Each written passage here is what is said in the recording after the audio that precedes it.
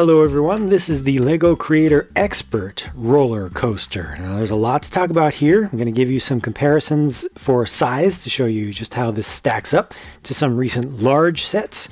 I'm going to show you the minifigures. I'm going to show you how you can connect power functions to this that are not included in the set to make it run on its own, but let's just start with a demonstration of how it actually works when it's moving.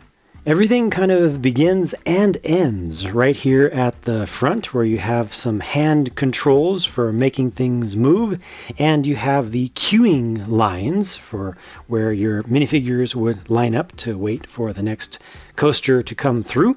They give you two of these 3-car little coaster trains. Now these have the dark azure color on them, you see, and then there's this other one back here which is on a separate track, a little separate section of track with just the blue color. You can connect these together, but it's really designed to work best with just 3 in a row. But I'll show you how you can actually switch between the train, the little groupings of cars a little bit later on.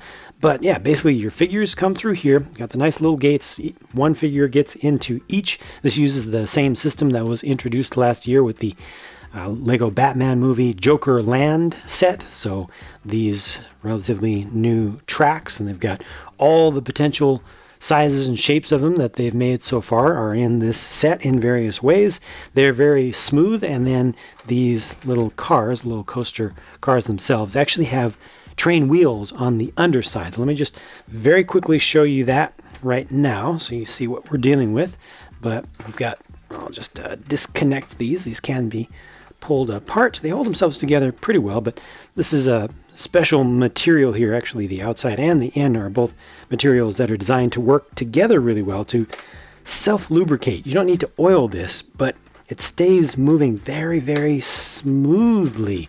So you get a lot of momentum, and it doesn't waste momentum. This system works really well, and I will show you presently. But yeah, let's just get right into it before we get into too many of the details. This is a brake, which will stop the train when it's coming through. And it also has a turning tire behind there, which allows you to advance the current train along. Now it's a little bit rough right there. It has a little bit of a bump at each car, but you move it, and then you do it one last time with this crank right here. You just turn it, and the last one will get it going around the corner to set it up for its big rise up the hill. Now this uses a very long length of Lego's smallest chain. There are 203 individual links here that you have to put together one by one, but those extend all the way up to the highest point at the very top, and then there's another system to get it to turn the corner once you're up there, and the chain loops all the way back, so it's a continuous loop all the way down, and you can operate that as well from the other side. There was the second knob you may have seen previously, but I'm just going to use a little shortcut here, a little different thing that I can turn from this side just to demonstrate how that works. So it's just going to pull all of these cars up, and it works pretty well. It actually goes a little bit faster if you're using the proper crank, but I did want to demonstrate it from here. There's no chance of them sliding back, so they are held in place very well. And then once you get to the very top, it transitions to a little bit of a different system. And once it gets to the top, you're no longer powered by the chain link. Instead, you have these rubber tires that are now just moving one car at a time. They're just passing them along. And there we go. Got a little bit stuck there, but that's okay. There's a little bit of rubber band action that makes sure there's always friction, always tension on that. And once you get past the third tire, here's the second one, here's the third one back over here. You get past the third one, and off you go.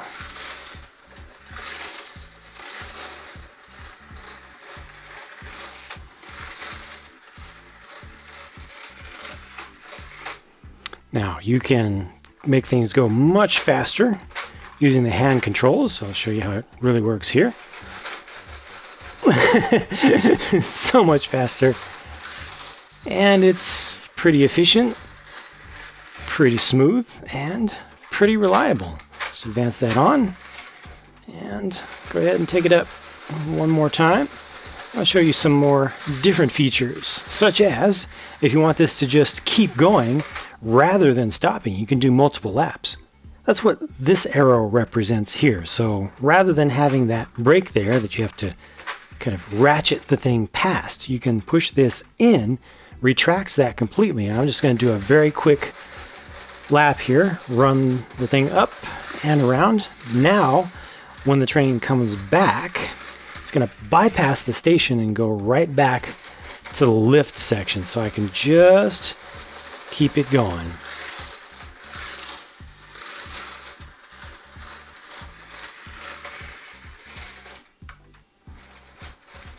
Watch how easy it is to swap to the other set of cars active on the line. You just pull this out, go ahead and advance them, bring your other set in, and retract them or kind of park them. For a little more action, you can actually put both of the sets of 3 cars onto the track at the same time, on the same track.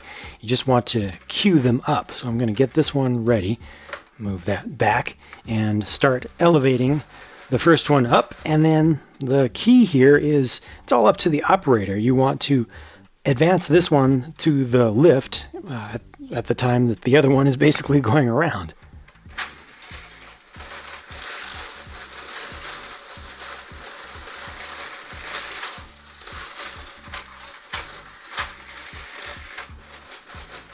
You can get all 6 cars connected, like I mentioned, though LEGO, I believe, doesn't recommend it, and it makes things just a little bit rough at the top of the lift, but you do need to remove the nose piece from one of these to expose the coupler if you want to connect them together.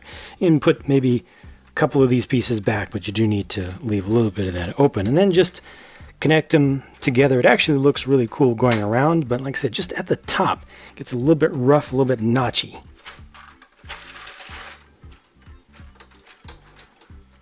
So right there, where it's still at the tail end, still on the chain, but then these parts are being pulled through with the tires. They want to move at a different rate, so it skips just a little bit. But then once it goes, it goes.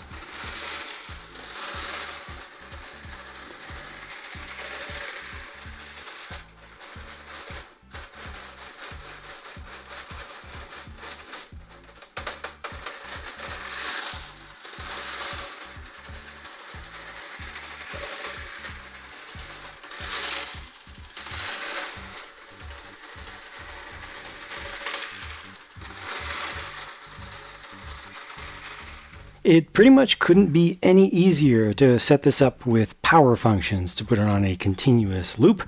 You just need to buy your own battery box and standard M-sized motor, and it basically just plugs right in with no modifications required. They also accommodate the boost system, so if you have a boost box and standard motor, you can plug those right in, and they even have a little bracket to hold on to the boost optical sensor, so if you want a sound to play every time the coaster comes by, then you can do that with your tablet.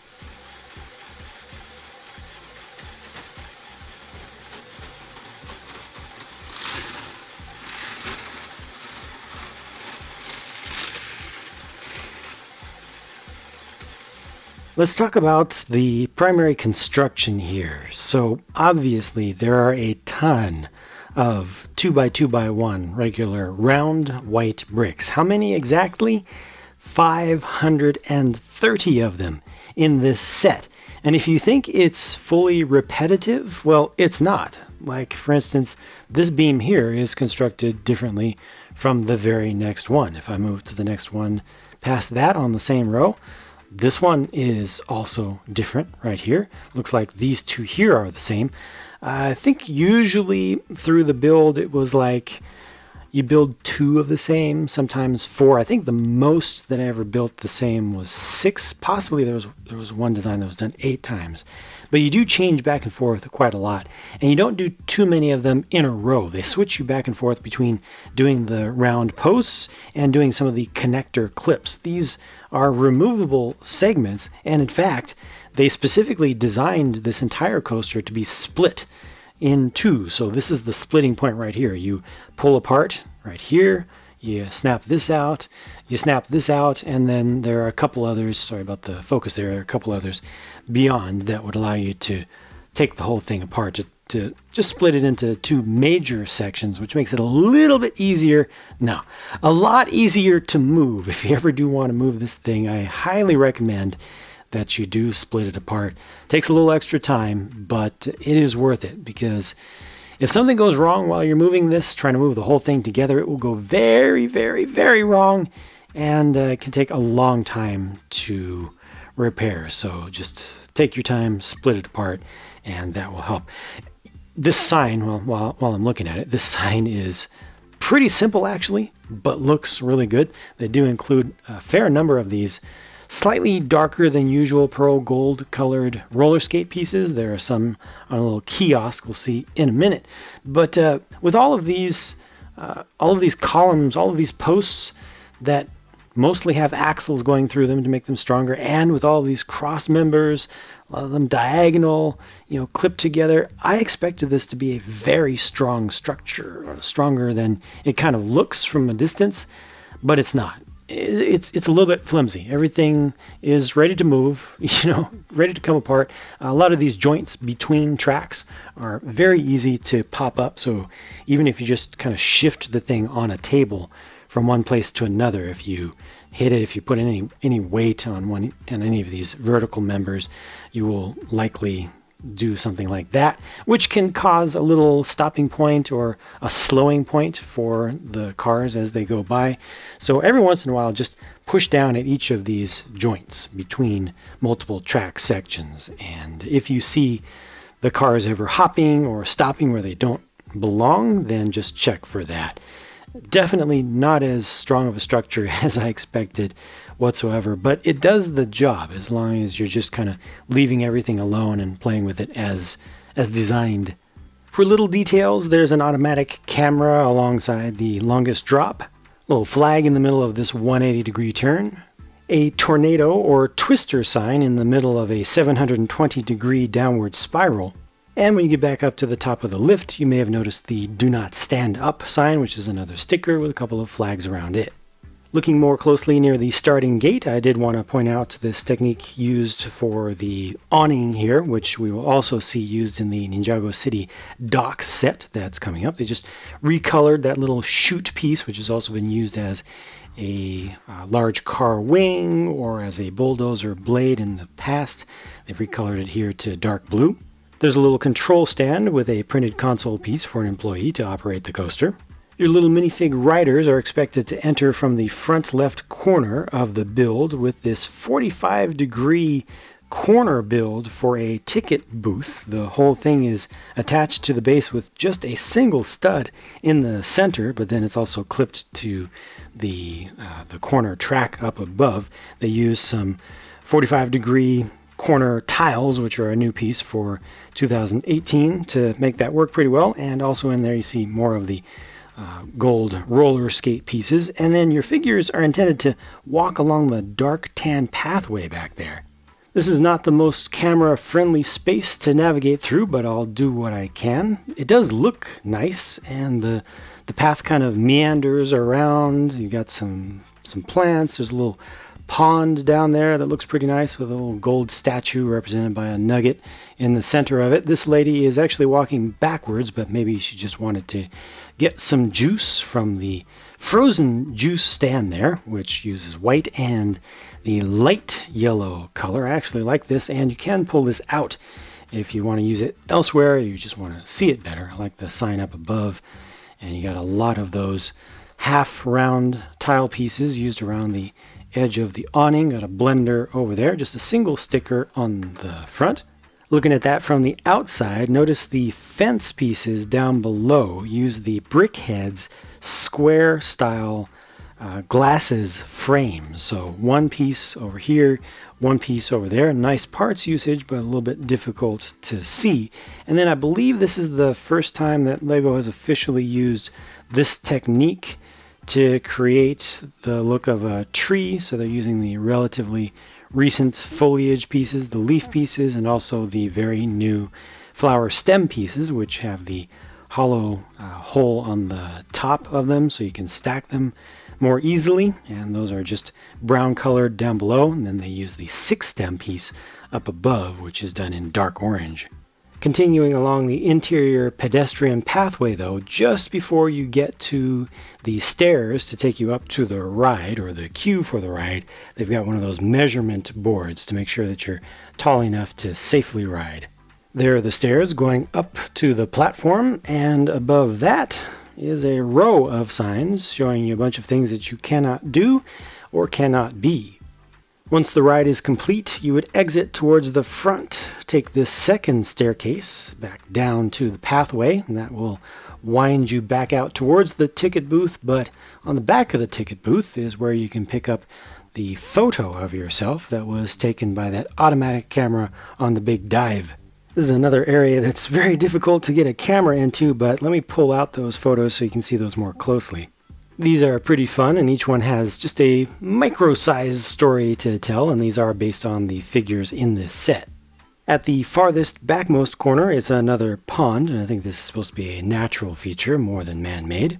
And around the corner from that is a little rest spot with a bench that uses the Cars 3 spoilers for the backrest, and then there's also a map of this park. Notice they only feature this roller coaster, the Ferris wheel, and the carousel, and then an entrance, which I don't know if they're going to make into an actual set, but Fairground Mixer is not included here. There's also one additional tree at this corner with an identical build to the last. And in the background, if you see some strange little orange thing back there, well, looks like somebody's hat flew off. They actually give you a couple pieces underneath to hold that in place. So let's look at the minifigures in this set, starting with the two employee figures here, who interestingly are Lego employees. They don't just look like it from the front. They have the full official Lego employee figure torsos now. Both of them do. This one also has an alternate face. Nothing here, but I guess this theme park was bought out by Lego.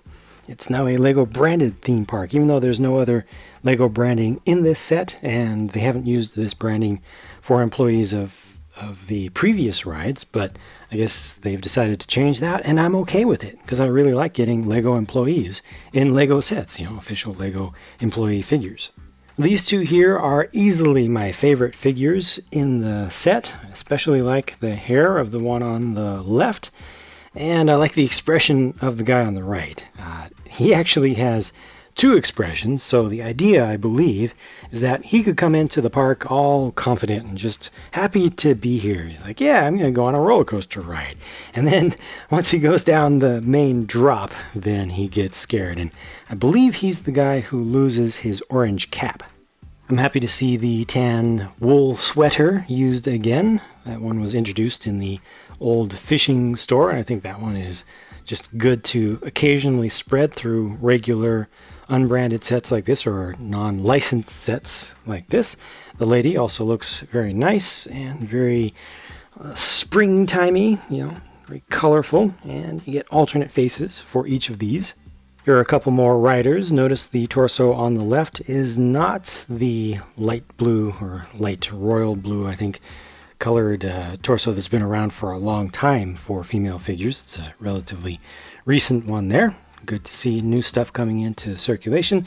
Relatively simple prints from the back. Of course, the one on the right is Mr. Cool Guy himself. He doesn't even have an alternate expression. He just always looks exactly the same, as we saw in the photograph that was taken of him as he went down the scariest part of the ride. We're still going. Still more figures to see here. Two very happy patrons. Another short hair application on a female figure. Good to see just for the sake of variety. Of course, the guy on the right there is going to have to leave his camera behind before he goes on the ride. But he does eventually go on the ride because he has this alternate face. So he doesn't fare all too well. And we see his picture taken like that. And this lady has a napping or just enjoying the sunshine and fresh air kind of alternate face. So that's a useful one for just hanging out on the bench over on the corner of the build, or maybe around the fountain in the center pathway. I saved this one for last for a handful of reasons. First of all, this is the only child-sized figure in this set with a child-style face and the short legs there in medium blue. A relatively uncommon torso used there, but because of her height, unfortunately, she will not be able to take the ride. You know, it's strange to see no kids, or a minimum number, in this case just one kid, in a set like this that's all about fun, but she's not able to go on the ride, unfortunately. So only one. But also she has the cotton candy there, which is just a fantastic build. It's just the beehive piece upside down, and then has an unprinted minifig head stuck in the top of it. And those are just kind of connected together, and it all just looks absolutely perfect to me. Well, where does she get the cotton candy from? The cotton candy stand, of course, if you're waiting for this. Nope, I didn't forget about it. It's just the one fully separate build that's not attached to the set at all. You can place it in the inner pathway, but it's best used around the periphery, like outside the main entranceway. A nice little build using the wheelchair wheels there. You have a 2x3 tile on the front with that one sticker, which looks really good. They got the little umbrella up above, a little keypad. I don't know if that's for reading off a token or a ticket, a pass or something, or if it's just intended to be a card reader. It might just be a card reader, although they only include real money in this set, no credit cards. But you know, got the little spinner there, spinner drum. Has a few studs in it. You can open that up as well, and it comes with a second cotton candy piece, so you can dole that out or just use it as a sample. And they've got just the thermometer on the side to make sure the sugar is coming out at just the right temperature to give you that nice fluff. The overall size of this monstrosity is 100 studs the long way, so just over 3 base plates in length, and it's 1 1/2 base plates deep, or 48 studs. Honestly, I've been kind of dreading this part of the video, these size comparisons, because it requires moving some pretty large things around, some of which were in my city or on display various places. But hopefully this will prove useful to some of you. So if you own any of these compared products, or if you're familiar with their sizes in general, then you'll get an idea of just how big the Creator Expert roller coaster really is. I've tried to arrange the comparison objects such that their center lines are all the same, so you see the same average distance to the camera. Hopefully that's the most fair way to look at it from one angle, but I'm giving you enough different examples to hopefully bypass any form of doubt. Needless to say, I feel the volume of stuff with this set is very good. Even though it is a skeletal build, you get something that is pretty massive, and most of its space is used and is there for a purpose. The price to part ratio on this set looks very good on the surface, and I think it continues to look good once you look at the specific parts. There are 203 of those little black chain link pieces, but they are offset by quite a large number of very large and specialized and valuable track pieces, as well as the cars. And I mean, you saw how this set just dwarfs the $500 Death Star. The set is about as good as I could have asked in its default build. The only thing that I actually haven't mentioned up to this point that I wish was better is rebuildability. There's a lot of very, very specific and complex Lego arithmetic that's done to make every single strut just end up in the correct place and to have good structural stability, or enough structural stability, even if it isn't great, but you know, enough to keep things mostly in place as long as you don't try to move the entire structure somewhere else.